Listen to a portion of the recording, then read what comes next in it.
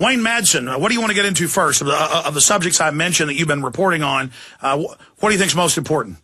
Well, I normally cover, inside the Beltway, Alex, but actually this week I'm in Chicago because there's just a lot of stories about our current president and his, for lack of a better term, his cronies that have just gone unreported by the Chicago papers, which are basically been decimated with Sam Zell basically destroying the Chicago Trib, and the Sun-Times not in very good shape. And so I'm going to be intermittently now in Chicago from time to time to basically help pick up the slack that the few investigative journalists in this city can't get to a lot of these stories. So I'm going to give them a hand. And just in the few days I've been here, all I can say is the person who's in the White House, who we all see, is not the person who is the president. Believe you me. Well, I mean, weathermen, corrupt poverty pimps, slumlords, mafia. Break down your research of Barack Obama. I mean, if this has got you out of D.C., in Chicago, we know this is big news. What are you ferreting out on Obama? Well, let's just start with the Blagojevich trial. It's very clear that Blagojevich, like many of his predecessors as governors of Illinois, there's been many who have been indicted, and many have gone to jail. Otto Kerner and Walker and even Blagojevich's predecessor, Republican George Ryan. But when we look at this case against Blagojevich, what we have is Patrick Fitzgerald, who's a dirty U.S. prosecuting attorney here in Illinois, cutting a deal with people like Rahm Emanuel and Obama, put the attention on Blagojevich, only concentrate on certain segments of wiretapped information. Don't listen to the other 500 hours of wiretaps that would implicate Mr. Obama, Mr. Emanuel, and others, including Alex Jones, who's running for the U.S. Senate, Obama's good buddy, whose bank, Broadway Bank, failed, and Broadway Bank made one of the loans, the initial loan to Resco. We know that Resco put up the money for Obama to buy this $500,000 home in Hyde Park near the University of Chicago, which is not a bad section, by the way, of the South Side. So what we have is Resco being indicted, Blagojevich being indicted, and it's very clear to me that those indictments should have also been served to Rahm Emanuel, Barack Obama, and potentially an individual who voluntarily gave up her law license rather than face a major civil suit. The records of the Supreme Court of Illinois, the disciplinary board, have been sealed, and the person who voluntarily gave up her law license was Michelle Obama, the First Lady. You just made me have a double take there. Did you say Rahm Emanuel and Obama, you believe, have been served secret indictments? No, they should be. They should be.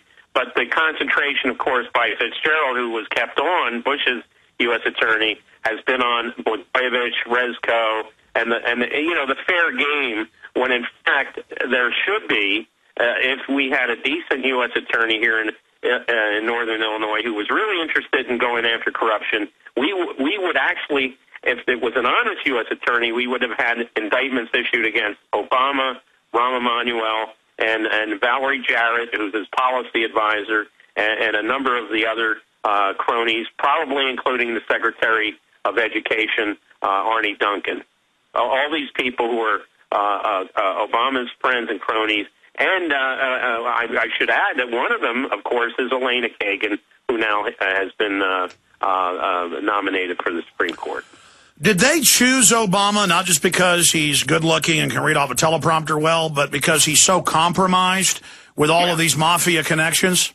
Well, he's totally blackmailed. We can look at his history. 10 years ago, Obama didn't have $10 in his pocket to put gas in his gas tank of his car. By the way, he had this car. It was sold on eBay. Apparently, it only had 22,000 miles on it. But even 22,000 miles, apparently the tires were so beat up. I have to imagine this guy was peeling rubber on the streets of Chicago and running around town. But, here's a guy he and his wife were being harassed by creditors. credit card collection agencies. And they had 3 salaries. His is Illinois State Senator. His is a part-time professor at University of Chicago, and her salary, and yet they couldn't make ends meet. I mean, if he couldn't pay his own bills then, maybe that's why he can't pay the country's bills today. Well, he's admitted to drug use, and there's a lot of evidence that he used a lot of hard drugs. Maybe that's why he didn't have money. Right, and also there are reports of other extracurricular activities he engaged in here. Well, Wayne, you've always got some of the best sources out there, and it would be a big blackmail tool. But, I mean, is there credible evidence you're starting to run into that he is bisexual? Yes.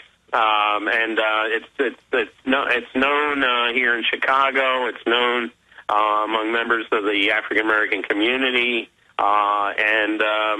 Let's just say, I mean, where was the media? Unfortunately, the Chicago media couldn't go very far on this because of what's happened to many of the reporters at the Chicago Tribune have been laid off because of this slumlord real estate tycoon Sam Zell. And, of course, the Chicago Sun-Times is basically up for grabs. They've gone through a huge reduction in staff. So you're there on this story. Shifting gears again, what's the word in Washington on Elena Kagan? Is she just somebody they're throwing out there with no judicial experience, who's anti-free speech, anti-Second Amendment, knowing that she'll just take all the fire, and then who they really want will come in after her? Or do you think they're really this arrogant to try to put her in? No, because you see who they're lining up. They're lining up all the judicial experts and bar association cronies are all saying, "Oh, she's so wonderful." I think she's going to get in. But see, Lyndon Johnson put Abe Fortas on the court, but he had to finally step down because he got implicated in all kinds of scandals and crony deals. And she's involved. She's involved with Goldman Sachs up to her eyebrows. Yeah, but see, they know that today you can't get rid of somebody on the court like they did Abe Fortas, because once they're there now, you could get them for evidence of being an axe murderer, and it would probably be impossible to get them off the court. Now, the media needs to go ahead and bring out the fact that she is a lesbian so that they can't use that against her for blackmail later. I mean, isn't it important for her to come out with her sexuality? I mean, how controlled is the media that only CBS News has reported on this? Yeah, I mean, the media is totally controlled. And, the people in the legal community who are coming to her defense and